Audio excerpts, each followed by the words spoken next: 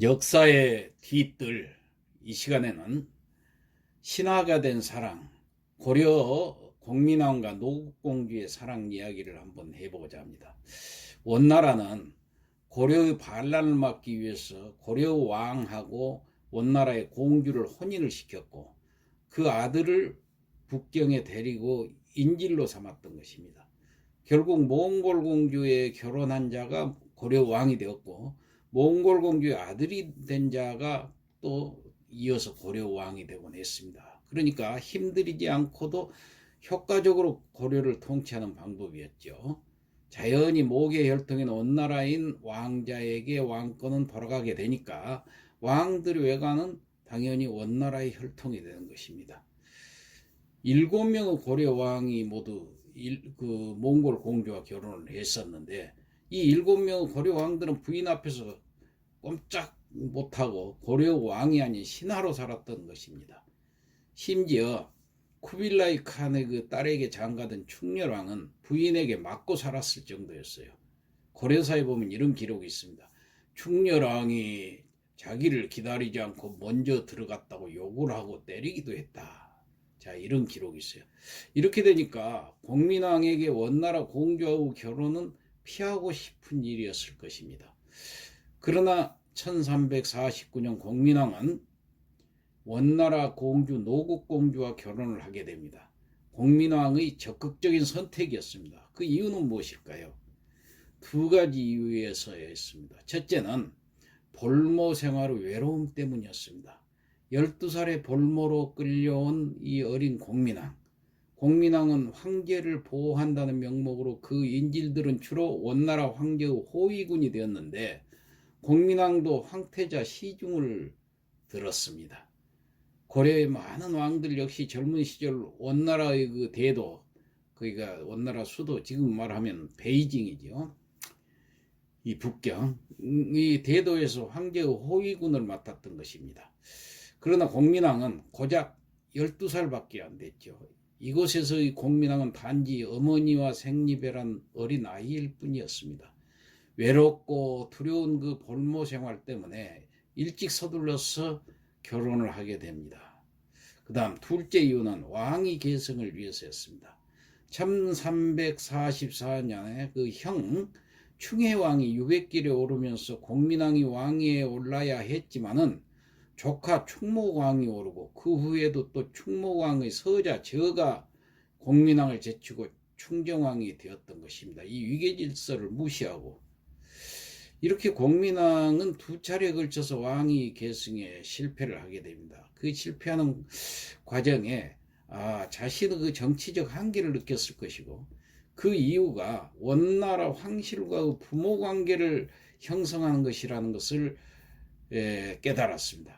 그래서 바로 그것을 극복하기 위해서 노국공주와 결혼을 했을 것으로 추측을 합니다. 이 공민왕에는 든든한 후원자가 필요했습니다.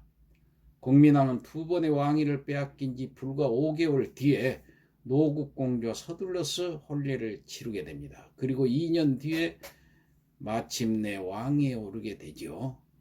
자, 반원주의자인 공민왕과 원나라 공주 노국공주의 결혼, 그건 당연히 정략 결혼이었죠. 하지만 공민왕과 노국공주는 천생의 인연이 됐고 이들은 목숨을 걸고 서로 지키게 됩니다. 공민왕에게 노국공주는 아주 든든한 후원자가 되었습니다. 원나라 출신임에도 불구하고 노국공주는 공민왕의 그 반원 정책을 적극적으로 지원해 주었고 그 존재만으로도 공민왕의 든든한 정치적 방패가 되어 주었던 것입니다. 말을 못하는 공민왕에게 승마를 가르쳐 준 것도 노국공주였고 권문 세족들이 공민왕을 죽이려 할 때도 왕을 보호해 주었고 특히 흥왕사의 변이라는 이 별난 때는 공민왕이 숨어있던 방 앞을 가로막고 지키면서 왕의 목숨을 살리기도 했던 여장부였습니다. 이 노국공주는 공민왕에게 단순한 아내 이상이었던 것입니다. 이 공민왕과 노국공주는 무척 금슬 좋은 부부였지만은 둘 사이에는 오랫동안 아이가 없었습니다. 결혼 10년 만에 할 수 없이谢비 이씨를 후궁으로 들였지만 공민왕은 눈길조차 주지 않았다고 합니다. 마침 결혼한 지 15년째 그때 노국공주가 임신을 했던 것입니다. 공민왕은 노국공주의 순산을 빌기 위해서 사형수를 제외한 모든 죄수들을 방면을 했습니다. 또 공주가 아이를 낳는 동안 위독해지니까 사형수까지 모두 풀어주면서 순산을 빌었던 것입니다. 그렇지만은 노국공주는 난산으로 인해서 아이와 함께 세상을 떠나고 말았던 것입니다.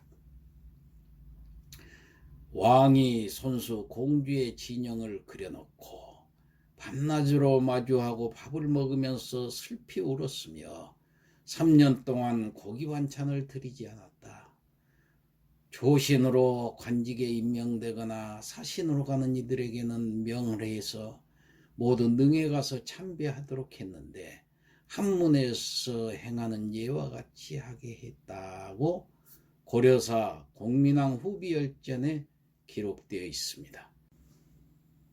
공민왕이 직접 그렸다는 노국대장공주의 초상화는 지금은 남아있지 않지만은 왕이 직접 조성했다는 그 노국공주의 정릉, 왕릉이죠. 왕릉은 공민왕의 현릉과 함께 북한의 개성에 지금도 남아있는 것입니다.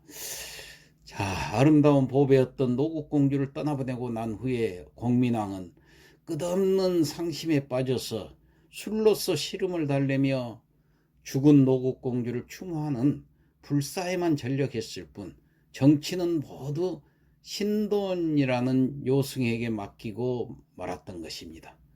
자, 고려사에 나오는 공민왕에 관한 글을 한번 또 살펴봅시다.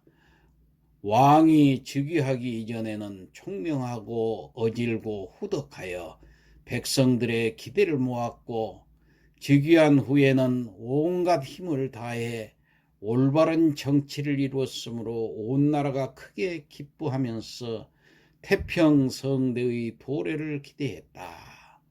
자, 공민왕에 대한 평가는 이렇게 계속 이어집니다. 그 다음, 그러나 노국공주가 죽은 후에 슬픔이 지나쳐서 모든 일에 뜻을 잃고 정치를 신돈에게 맡기고 남은 인생을 정신병자처럼 살다가 비명행사로 삶을 마감하게 된다.